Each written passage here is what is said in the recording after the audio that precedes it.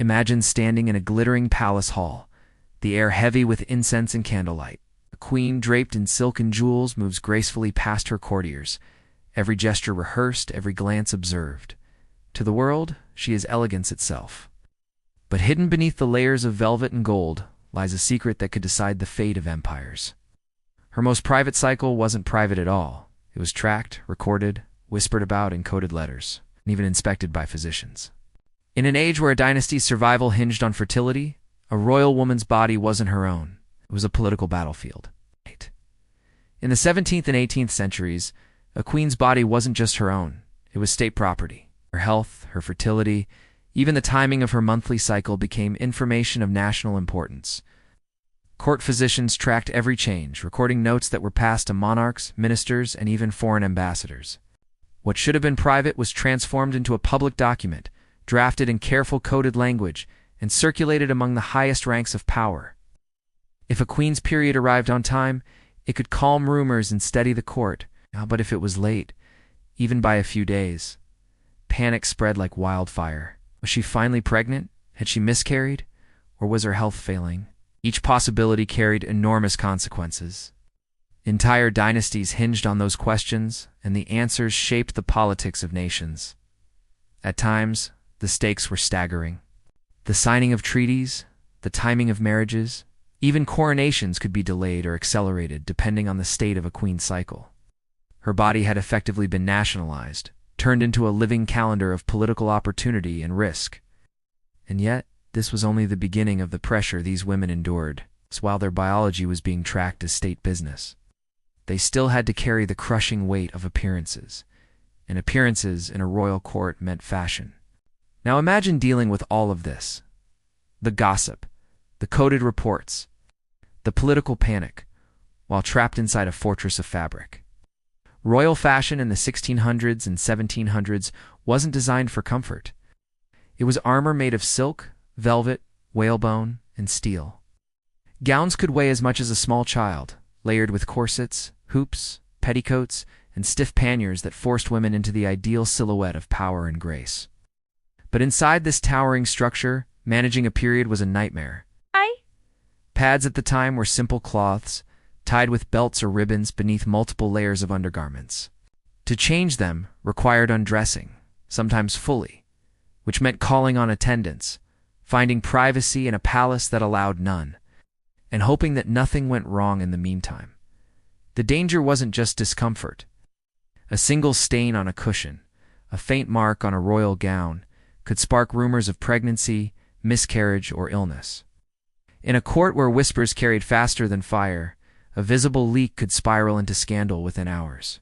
Queens learned to hold themselves rigidly composed, smiling through ceremonies, dancing at banquets, and greeting ambassadors, while constantly aware of the silent battle beneath their gowns.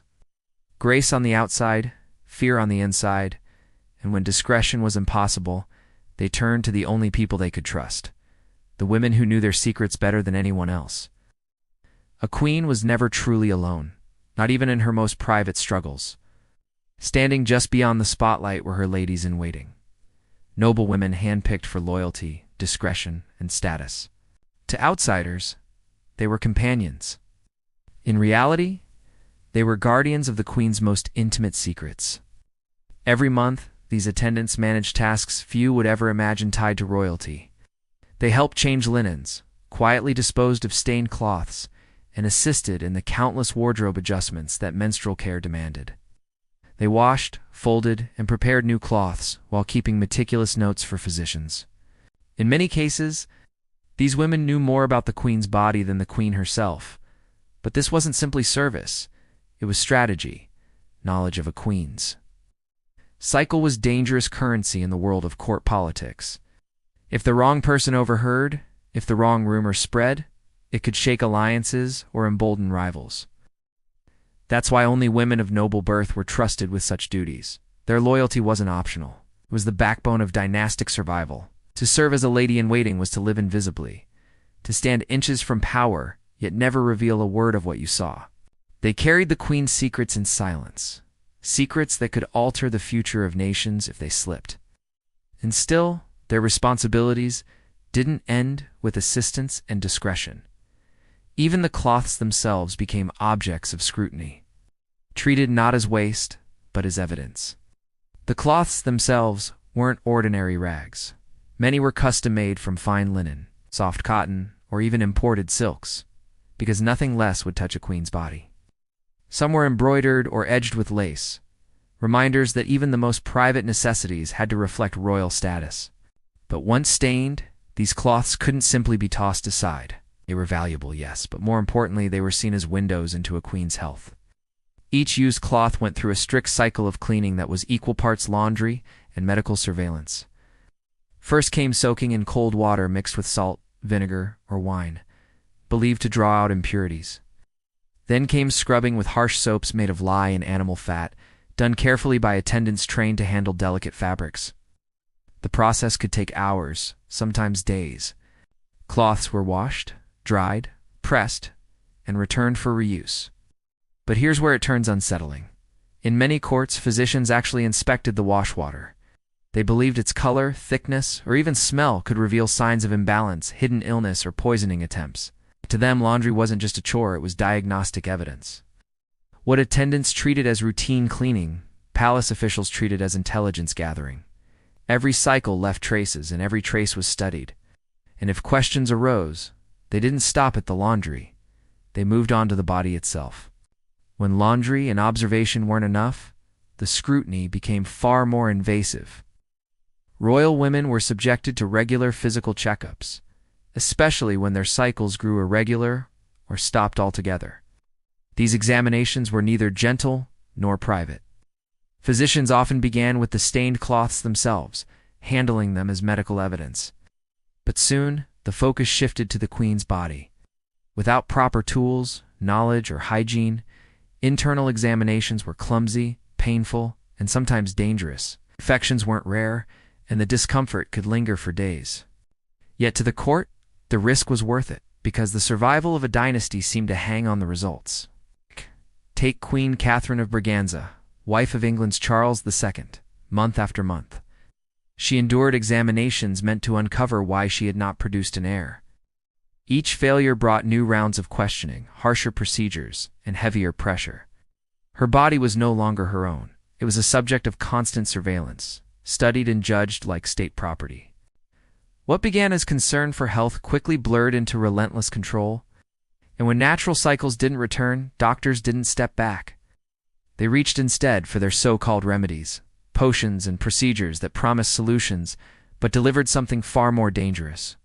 When nature didn't cooperate, the court physicians reached for cures, and most of them were as toxic as the politics surrounding them. What they called medicine, we would recognize today as poison.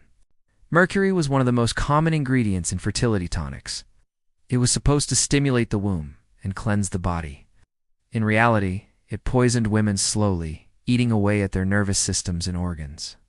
The tremors, exhaustion, and mood swings it caused were brushed off as signs of female hysteria, not as symptoms of poisoning. Lead was another silent killer. Powders made from it were applied to the face for a pale glow, but they were also sprinkled onto undergarments to mask the scent of menstruation. The result? Lead seeped into the body, wrecking reproductive health and clouding mental clarity, all while the court praised a queen's flawless complexion. And then there was bloodletting. Even during menstruation, when the body was already losing blood, physicians believed balance required more to be drawn from the arms or legs. The outcome was predictable. Women left pale, weak, and dangerously vulnerable to infection. The tragedy is written in history. Princess Charlotte of Wales, young and adored by the public, endured years of such treatments. She died at just 21, her health broken down in part by the very remedies meant to preserve it. Medicine in the royal court wasn't about healing, it was about control, cloaked in superstition and guesswork. While these women were weakened behind palace walls, the world outside still demanded that they appear radiant and untouchable. Despite the pain, the exhaustion, and the constant medical interference, royal women were never allowed to falter in public. There were no sick days for queens. Balls still went on, portraits still had to be painted, ambassadors still arrived expecting smiles and flawless gowns. Even when their bodies were screaming for rest, Appearances demanded perfection. Behind the scenes, it was a delicate act of survival. Attendants slipped in quick wardrobe changes, tightened corsets to hide any mishaps, exchanged discreet hand signals when the queen needed help. Fresh cloths were smuggled in, gowns adjusted mid-ceremony, and discomfort masked with a carefully practiced smile. But the emotional toll was far heavier than the gowns. Many royal women admitted in private letters that they felt trapped, not just by politics, but by silence. Couldn't speak of their pain, couldn't acknowledge their struggles, couldn't even name what they endured without risking scandal. Duchess Elizabeth Charlotte wrote bitterly about being treated like a vessel, examined and discussed as if she had no say in the matter. She confessed how exhausting it was to smile through endless ceremonies, while her body was dissected in whispers and reports to the world. Queens were radiant symbols of stability. In reality, they carried a crushing secret, that their every cycle, every symptom, every private moment was transformed into political capital. And through it all, they were expected to look untouchable.